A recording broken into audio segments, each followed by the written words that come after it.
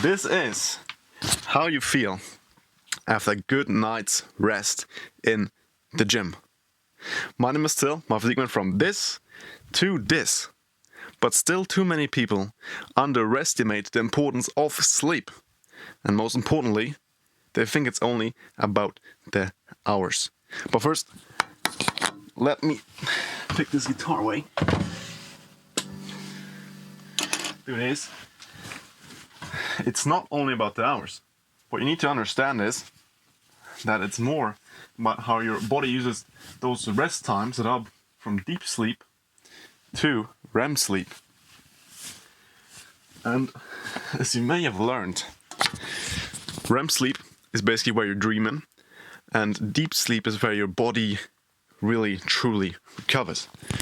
And you basically want to get those two stages, those two are the most important stages, and you want to get through those stages without any type of distraction, without waking up.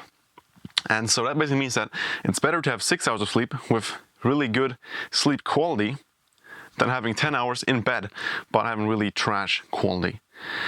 And how can we figure this out? And what are the benefits? So what we want to do instead is we want to focus on getting better sleep quality instead of putting down more hours in bed. Of course, if you are sleeping 5 hours a night, you will not get all the benefits that good sleep brings. But if you get maybe 9 to 7 hours in the bed, you just want to maximize the potential of falling asleep fast and just having good sleep quality. And things that are positives, the pros of having good sleep are, for example, better mood. You feel a lot happier, you don't get as many mood swings, you are a lot more productive, you can focus on the things you're actually doing instead of just swerving around. Of course, you're not tired, you're not like working on something and just, fuck.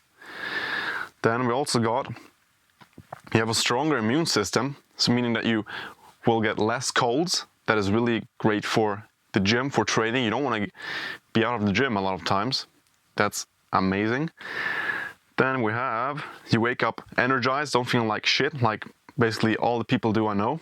They just wake up, they feel like shit, and yes, your body feels better, and your skin is going to get better if you sleep well. I mean, you will not just look healthy, you will feel healthy, and that is the most important thing of it all.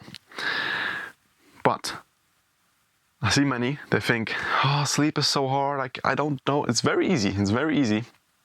You have to figure these things out. And the number one thing that I tell everyone that is the most important is that you need to have a consistent sleep schedule. I always go to bed at, well, it depends on which routine I'm on, but usually I'm going to bed about 9:30. I'm in the bed, lights out, and I wake up about 5:30 in the morning. And I do that every single day, Monday to Friday, Monday to Sunday. It doesn't matter if it's weekends, no. And what you need to think is, all right, I want to make a sleep schedule, and you need to think it should fit my working space and it should fit my weekend activities. So if you basically need to start working at 7 o'clock, then it's really hard to wake up at 8 if you do that on the weekends. But you also want to be able to stay up late on the weekends or later. So you need to find a little balance. But the best thing is, of course, if you can, yes, really easy, have the same schedule from Monday to Sunday. But in case it really doesn't work, you can switch around max 1 hour. So if you go to bed at 9, usually you can go to bed at 10 on the weekends. And then, so same thing with waking up. So you wake up 1 hour later.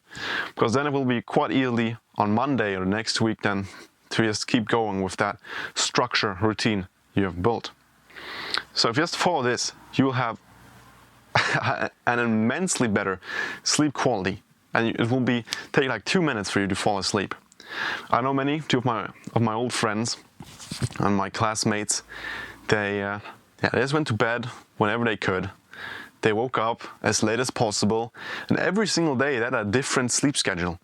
And I just told them, you need to have a good sleep schedule.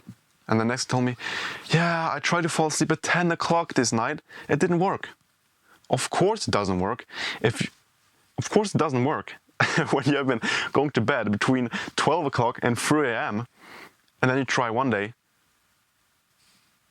to go to bed at 10 a.m. Of course you're not going to be sleepy. Of course you're not going to be tired. What's so hard to understand?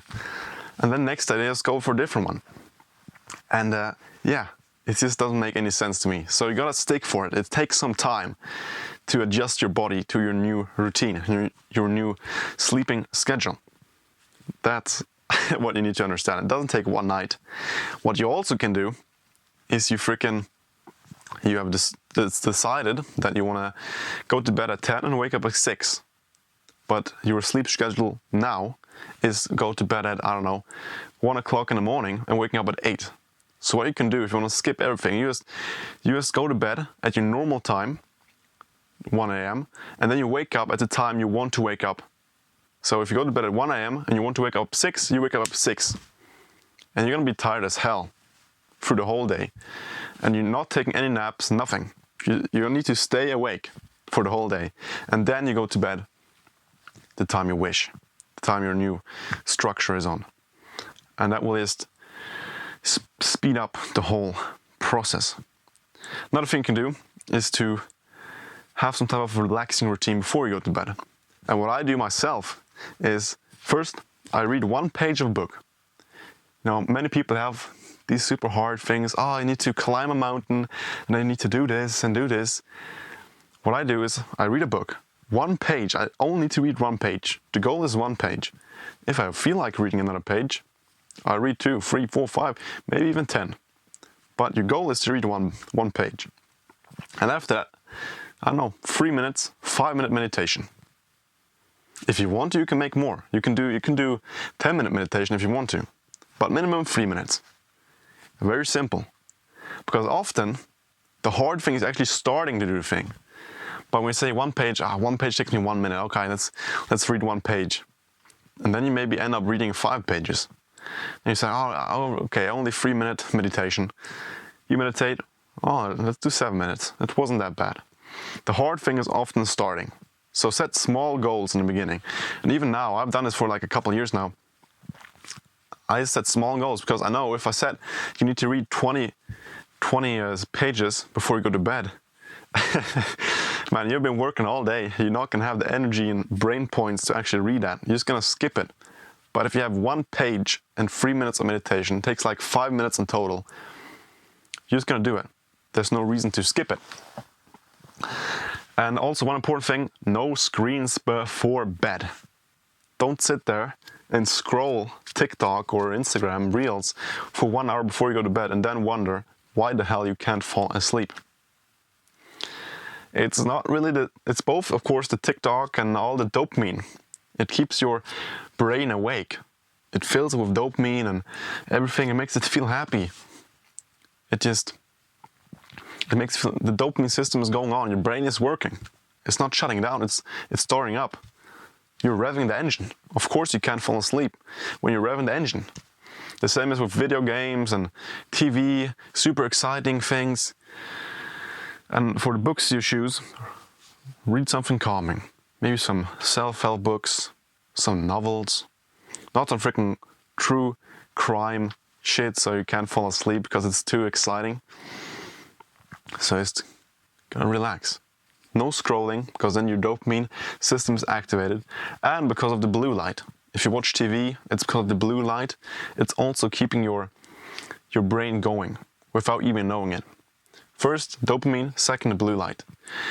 If you work a lot and you need to have blue light before you go to bed, you're like a CEO, you need to always have calls and everything, get some blue light blocking glasses. They're basically glasses and then they block the blue light from the screens, or a lot of it, meaning that you'll still be able to fall asleep quite quickly after that. Yeah, of course, having a good bed, like a good bed, a good room around you. You know this shit already, everyone already knows this. Have a dark, cool, and nice bed. Done with that, it's not that freaking hard. Then, of course, exercise. You need to do something on the day. Work your ass off. If you're sitting on the couch all day watching Netflix, of course you're not going to be very tired. But everyone knows already. So just train 3-4 times a week. Do your training. Work. Everyone knows the shit already. You don't give a shit. And then one important thing is don't eat a big, fat, juicy meal right before you go to bed. And I've felt this myself. Sometimes, usually when I'm at home, I can determine my routine myself. If I know I go to bed at about 8, then I can eat 2 hours before. I can eat at 6 o'clock. But sometimes you're on the road, you're traveling, and you still want to go to bed at 8 o'clock, but the rules aren't really the same. So then you eat at basically like, 7:45, and in 20 minutes you're going to bed. And it's literally a lot harder to fall asleep when your stomach is working and doing something than if you just ate 2 hours ago. So that's the last one. But like I said, the most important, have a relaxation routine and just read one page and 5-minute meditation. Then, most important of all, have the same bedtime and the same time you wake up every single day. And exercise, and don't eat 2 big meals. That's everything. If you just follow these rules, you'll have amazing sleep and you'll feel amazing progress in the gym.